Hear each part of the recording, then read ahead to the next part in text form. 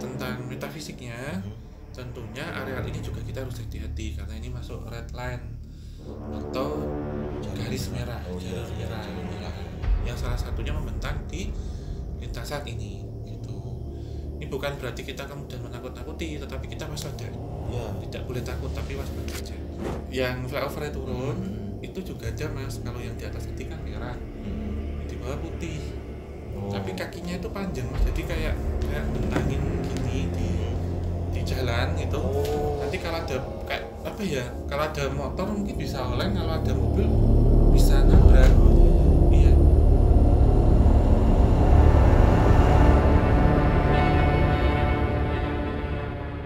Bismillahirrahmanirrahim. Assalamualaikum warahmatullahi wabarakatuh. Salam rahayu bagi kita semuanya. Baik, kembali lagi di Maskur Channel. Dan pada kesempatan kali ini sama seperti sebelumnya ya, masih sama Om Hao ya. Mumpung lagi bisa kita podcast lagi ya Om ya. Iya. Dan ini kejadian yang baru viral juga ini Om ya. Kemarin banyak di berita seperti itu bermunculan. Dan ini tentang mohon maaf mungkin sensitif kecelakaan ya Om ya. Tapi mungkin nanti di akhir pembahasan kita nanti ada sesuatu pesan lah nanti untuk pengendara ataupun apa gitu ya Om ya. Iya. Jadi mungkin sedikit ini ya, nanti pembahasan kita adalah sesuatu yang baru viral kemarin itu jalan yang ada di kota Jogja ya Om ya. Iya. Dan itu mungkin bisa disebut nggak apa ya, ring road ya. Itu ada di ring road Jogja gitu. Iya. Nah itu kemarin memang saya beberapa kali lihat berita, lalu beberapa kali lihat artikel dan sebagainya. Itu memang kerap sekali gitu, banyak kecelakaan kayak gitu.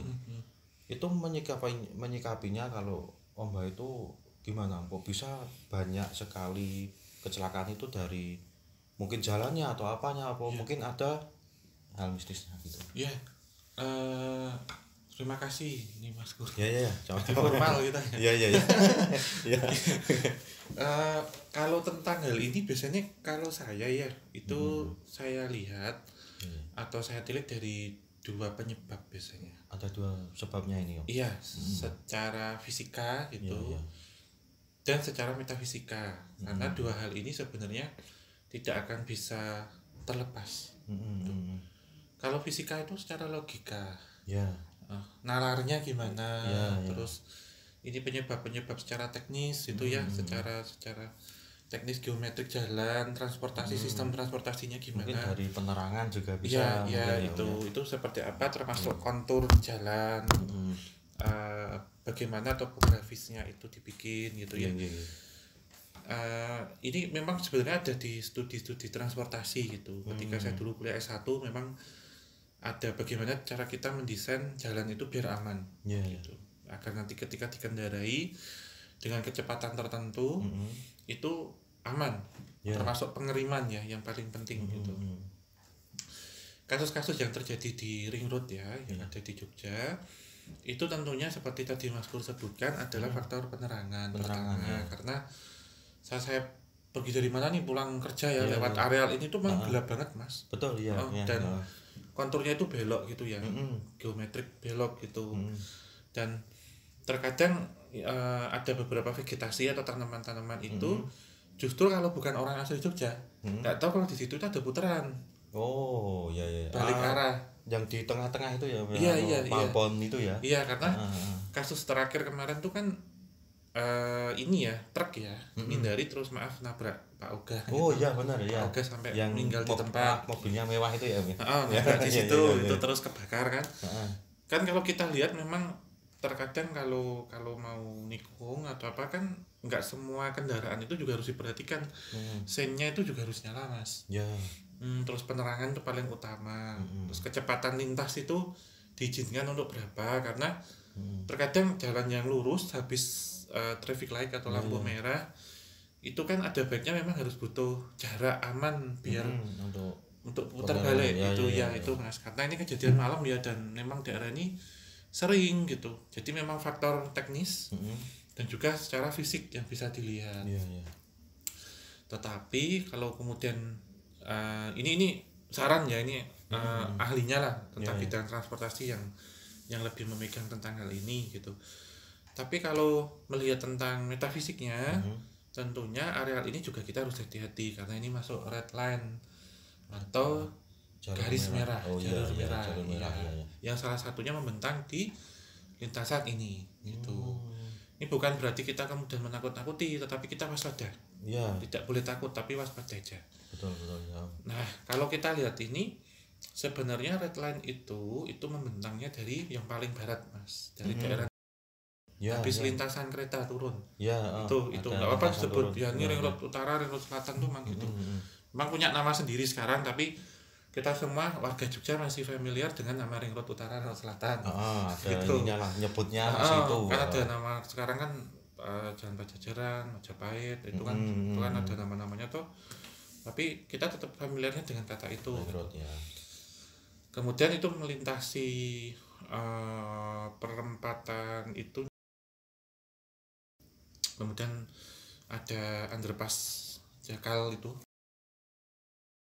itu lurus terus nanti sampai sebelum satu perumahan elit Ya, ya, turun ya, itu ya. di situ itu red line, Mas.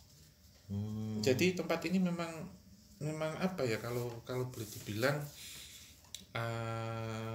banyak sekali buangan gitu, buangan dari orang yang memang tujuannya nyaratin Ya, untuk ya, tempat ya, itu ya. gitu. Iya. Ya, tetapi tidak kemudian kita menyatakan kalau kejadian ini akibat metafisik. Itu tidak bilang ke itu 100% gitu. Ya, Tapi faktor ini ada teknisnya juga, ada ya. non teknis. Betul, Itu sih, Mas Pur. Ya, karena kemarin juga apa ya itu, kayak terkenalnya itu di ring road Jogja ini itu kayak apa ya, para apa untuk media pencari tumbal itu. Iya, iya. Itu gimana Om? Untuk berarti red apa tuh? Red line Red line itu panjang itu. sepanjang itu. Iya, dan satu tempat ya yang menurut saya tuh kalau dari semuanya itu masih masih daerah wilayahnya. Ya. Nah, ini salah satu teritori atau ibu kotanya itu, Mas. Itu Satu ada di daerah yang saya sebut daerahnya itu inisialnya J. Oh, itu berarti titiknya itu Om. J itu ibu kota, titik pusat. Itu kan ada jalan atas, jalan tengah, jalan bawah. Oh. Ada 3 jalur tuh. Iya. Nah, ini kan dulu sering, Mas, di situ, Mas. Habis monumen tumpeng. Ya. Sampai kalau mau jajar ke arah timur mau mau jajan burger. itu saya dulu pernah iseng gambar, Mas. Tapi udah lupa gambarnya di mana dulu. Apa Om yang di ini? Kuntilanak merah. Wah, ini emang kuntilanak merah yang saya tahu loh Om, ini. Iya. Itu memang suka ini ya, nganu darah itu ya Om. Ngisap darah itu. Terus kalau di Jakarta kan ada terowongan Casablanca. Iya, yang terkenal itu. Kan, itu terowongan J. Itu yang flyover turun itu juga ada, Mas. Kalau yang di atas tadi kan merah, yang di bawah putih. Tapi kakinya itu panjang, Mas. Jadi kayak bentangin gini di jalan itu. Nanti kalau ada kayak apa ya, kalau ada motor mungkin bisa oleng, kalau ada mobil bisa nabrak. Iya. Jadi suka ngendangin kakinya itu kayak egrang gitu loh, Mas, panjang. Ya nanti bisa saya visualisasikan nanti, Om. Iya, di situ. Terus dari apa Museum Tumpeng tadi sini ya mungkin tahu ya, di situ kan ada beberapa lajur pembagian dari habis lampu merah mau ada arah satu ke arah utara, satu arah lurus, satu arah kota. Itu juga red line, Mas, karena dulu sering sekali terjadi kecelakaan, orang pengendara motor wafat, meninggal di situ. Dan bahkan pernah pagi-pagi kan itu kasus waktu itu suami istri kalau nggak salah yang meninggal sama satu mobil mewah. Pagi sering di itu tadi flyovernya di flyovernya. Terus yang di bawah kadang ada yang bilang kemarin kan bahas satu underpass satunya yang underpasska itu. Ya, underpasska itu. Itu dibandingin kalau berani lewat yang underpass kalau malam. Itu kan dari arah barat tok mas. Iya. Arah barat ke mana, ke arah timur. Kalau yang K kan bisa dua arah langsung ya. Iya, dari arah itu. Nah, red line-nya yang utama itu di situ mas, jadi menghubungkan dua underpass. Iya. Itu selain memang konturnya gini-gini, kenapa kalau dipilih yang belok-belok, karena gampang nyarinya. Iya benar. Karena kenapa harus belok? Pertama itu ilusi optik mas. Jadi lihatnya itu kayak lurus gitu. Ya. Ilusi optik itu tercipta ketika kita pertama lagi posisi lelah, capek, mendem, galau. Itu bisa dipengaruhi, bisa dimanipulasi. Sehingga ketika kita melihat satu jalan yang lurus, yang belok, itu kena lampu sorot malam itu lurus mas. Itu lurus, kemudian terjadi ilusi optik. Ini yang pertama. Secara fisika kan kita bisa masuk ilusi optik gitu. Yang kedua, terkadang memang dibikin seolah-olah jalur itu lurus itu ketika dia membaca pikiran kita, memanipulasi. Jadi paling sering kejadian adalah menabrak separator, pembatas jalan. Bisa jadi begini, seolah-olah ketika jalan itu lurus, di depan ada apa nggak tahu loh mas. Ditutup. Benar. Ditutup tanda petik. Kalau ini nggak bisa dijelaskan secara logis. Jadi kejadian-kejadian yang saya masuk sebelumnya itu seperti itu. Jadi ketika ada yang mau putar balik, ada yang mengeram mendadak, ada yang tiba-tiba nyebrang nggak kelihatan, dan itu lurus karena apa? Habis lampu merah mas. Ditambah lagi kalau pas ngelanggar atau pas lampunya tiba-tiba ngejar hijau. Itu kecepatan tinggi kan gitu. Iya. Karena saya sendiri juga pernah lihat ya di ring road ini juga, itu tiba-tiba ngerem mendadak, ngejar lampu merah, sering lihat itu motor. Iya. Itu kalau saya melihatnya lebih ilusi optik untuk memanipulasi. Jadi entitas astral itu terkadang tidak semua mereka menjadi penampakan, tetapi bagaimana mereka cara memanipulasi pikiran orang untuk disesatkan atau dicelakakan. Gitu. Jadi nggak kayak di TV-TV, di film-film tiba-tiba nyetir ada yang nutup di belakang, nggak pakai kekuatan pikiran mas. Jadi yang diserang itu pikiran kita ya. Iya. Gitu. Dan anehnya biasanya ketika kecelakaan dan ada yang meninggal ketika nggak keluar darah banyak. Wah iya benar. Jadi kayak dihisap gitu. Nah itu juga kejadian terakhir ada yang banyak saksi itu kayak gitu. Jadi anehnya itu padahal ya maaf ya di ters itu kan ya sangat ini ya, tapi kok nggak ada darahnya itu loh. Iya ini biasanya kalau faktor ini ya tadi, kalau misal begini yang membedakan kalau di mana flyover itu kan entitas kuntilanak ini memang ada dulu ketika tempat itu belum ada mas. Kayak penghuninya lah penghuni aslinya itu natifnya yang ada di situ. Kalau kejadian ini yang benar-benar minta nyawa itu pas itu biasanya berkaitan sama memang penganut ilmu hitam untuk tujuan apa, pesugihan. Salah satunya Green Giant ya. Itu. Wah, iya. Itu juga pasti tahu lah ya, nanti bisa sketsa juga. Iya. Itu bagus. Yang ada di daerah J itu memang entitas ini membentuk satu ruang yang mungkin dulu ada satu negosiasi yang tidak selesai. Itu seperti apa negosiasi? Iya, negosiasi yang tidak selesai. Misal begini, di situ mungkin ada sebongkah batu yang nggak bisa dipindah. Iya. Ada pohon besar mas. Atau dia ada satu tempat yang mungkin dia sudah menghuni sebelum kota ini ada. Ketika itu kemudian dirambah, digusur, ya pasti minta kompensasi. Tapi tidak semua kompensasi kan terpenuhi. Sehingga mereka akhirnya diberi satu kesempatan bebas nyari siapa saja untuk mengisi ruang yang ada di situ atau untuk bayar kompensasinya. Bahkan sekarang rumah aja mau dipakai jalan tol kan dibayar mahal tuh mas. 2 kali lipat bahkan itu. Nah ini nggak dicari, itu minta sendiri. Tetapi berbeda dengan yang kejadian di antara red line itu, garis merah. Itu berarti memang dipelihara. Mereka punya tuan, punya junjungan. Berarti bukan entitas asli situ. Bukan asli, sengaja yang ada di situ dan target biasa nih mas. Dalam ini kan maaf ya, ini kan masuk bulan Suro. Oh iya, masih surah ini. Jadi mereka target misal kasarannya maaf nih, ya enggak terus semua kalender Jawa gitu ya enggak ya, tapi ada masa-masanya kayak gitu. Jika tadi yang nampak itu apa nih mas, white lady ataupun red lady. Kalau yang antar lintas ini bentuknya adalah green giant. Green Giant ya, gitu. Green Giant. Kenapa? Karena saya memang melihat satu bentangan itu sisi ular hijau panjang. Kalau melihat green giant tuh gak dibayangkan kayak Hulk ya, raksasa gede.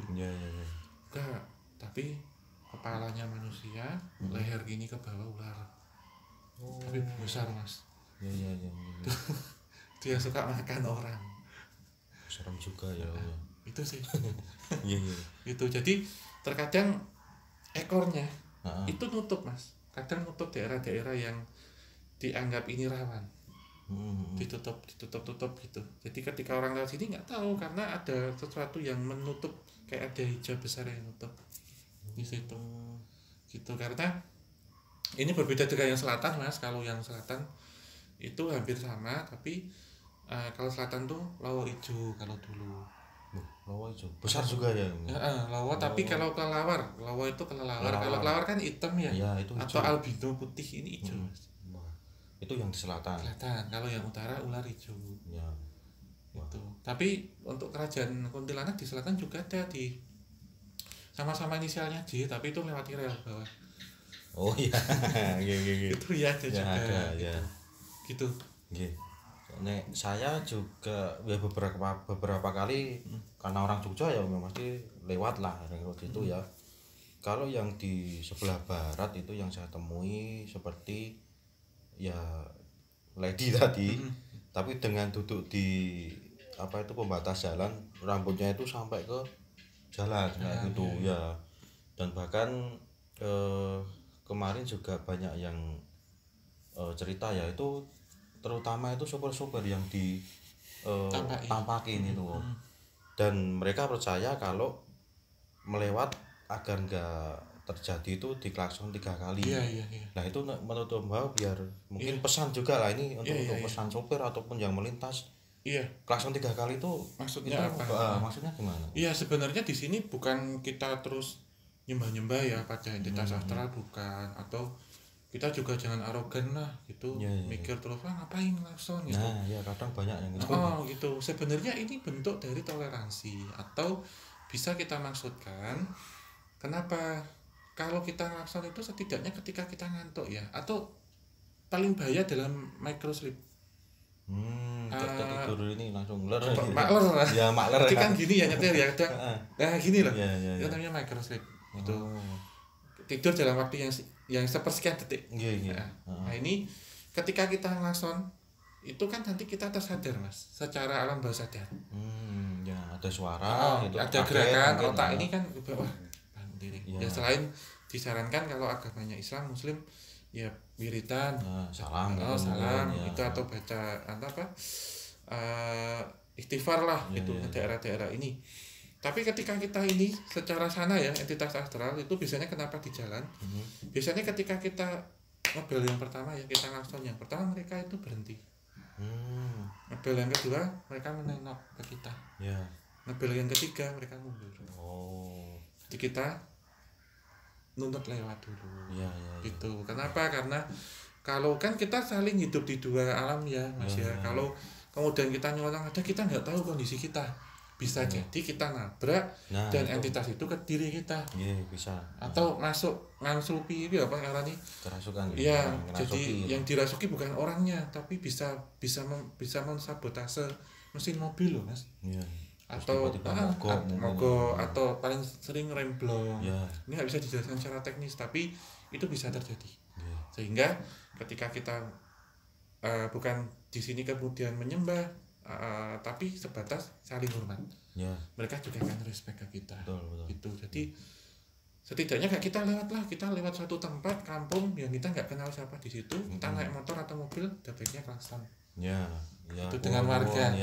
Gitu. Karena takutnya kan kita nggak tahu ya, ketika lewat di kampung kemudian ada yang nggak tahu nyebrang atau anaknya nyebrang jadi masalah. Sama kasusnya kayak gitu. Ya, jadi emang ya kita numpang lewat lah ya, bukan itu kok terus kita percaya apa, tapi cuma ya rasa toleransi gitu dengan mereka ya. Iya, iya, dan tempat-tempat menurut saya ya banyak sekali sebenarnya eh, red line itu yang ada di Jogja. Itu di jalan provinsi terutama yang banyak. Jadi ada yang menghubungkan antara, kalau ini disebut nggak apa-apa sih, Jogja Wonosari, Jogja Solo, Jogja Wates, dulu Jogja Samas ya. Itu red line dekat rumah kita juga nggak jauh dari sini. Di KM bawah ya itu juga ramai juga. Itu selain tadi di ring road. Itu juga di jalan provinsi berarti ya. Iya, iya. Kenapa ditaruh di jalan provinsi dan kebanyakan adalah tikungan. Ya, Itu paling sering gitu, karena tikungan ini sangat mudah untuk dimanipulasi. Selain kondisi faktor geometrik jalannya yang susah diprediksi atau terjadi ilusi optik ketika malam hari. Itu Mas Guru. Ya, dan penerangan jalan itu juga minim. Jadi mungkin ya nanti ini bisa juga buat saudara-saudara kita, teman-teman sobat Masku Channel yang ada di luar Jogja ya, untuk kalau melintas lebih hati-hati, apalagi di malam hari ya Om ya. Penerangan jalan mungkin juga mohon maaf yang kita juga itu nanti seperti yang Om mau sampaikan tadi, untuk mengelakson ataupun kalau muslim ya wiritan, istighfar kayak gitu ya, biar aman itu ya. Kita siapkan secara fisik ya, fisik diri kita ketika mengemudi. Kalau ngantuk ya istirahat dulu. Jangan mengemudi dalam kondisi capek, letih, galau, marah, terus kemudian dalam kondisi maaf ya mabuk, itu juga hati-hati. Habis daerah situ kan juga kan tuh Mas, banyak ini toh klub malam juga gitu. Hati untuk itu juga gitu. Dan ada baiknya kondisi kendaraan juga harus prima. Ya, gitu. Cek Terutama rem ya, hati-hati betul, itu. Itu sih Mas paling pesannya. Ya. Itu. Ya, terima kasih ya Om yang pesannya. Ya. Itu semoga bermanfaat untuk yang sobat Masku yang di Jogja maupun yang di luar Jogja. Dan itu mungkin bisa diterapkan di mana saja ya, teman-teman. Jadi nggak cuma di ring road sini aja, bisa dimanapun, untuk lebih waspada, hati-hati. Dan yang penting kekuatan doa untuk melindungi kita. Iya, ini saya ada satu kisah lagi Mas, belum nanti kita tutup ya. Di jalan provinsi yang menghubungkan Jogja Solo, di salah satu tempat yang di situ ada pabrik tua, pabrik tua pinggir jalan persis. Kami ya waktu itu tim Kisah Tanah Jawa pernah melakukan penelusuran, tapi sebenarnya membahas tentang pabriknya. Tapi pas waktu itu mediumisasi, kebetulan kita pakai teman-temannya yang memang menjadi mediator waktu itu. Posisinya tidak jauh dari jalan. Nah, yang masuk ini tamu nggak diundang Mas. Dari luar dari jalan. Tiba-tiba orang ini tuh kaku, mediatornya ini kaku, kayak papan dulu Mas, kayak berarti pohon pisang gini terus gini loh. Itu ternyata kemasukan pocong. Nah, akhirnya kita tanyain dia itu sebenarnya siapa gitu ya. Tapi nggak kita rekam, tapi nggak kita tayangin waktu itu. Bilang aku tanduran, aku sing ditandurin kuno gitu.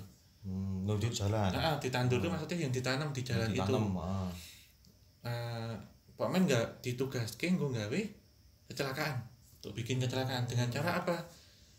Tak idoni, diludahi. Ya itu terkenal memang ludah pocong itu. Jadi bikin jalan itu licin, kemudian yang lewat itu bisa terjatuh.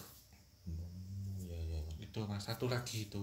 Jadi kalau kita bawa motor juga kita harus tahu ini ya, kecepatannya juga ya.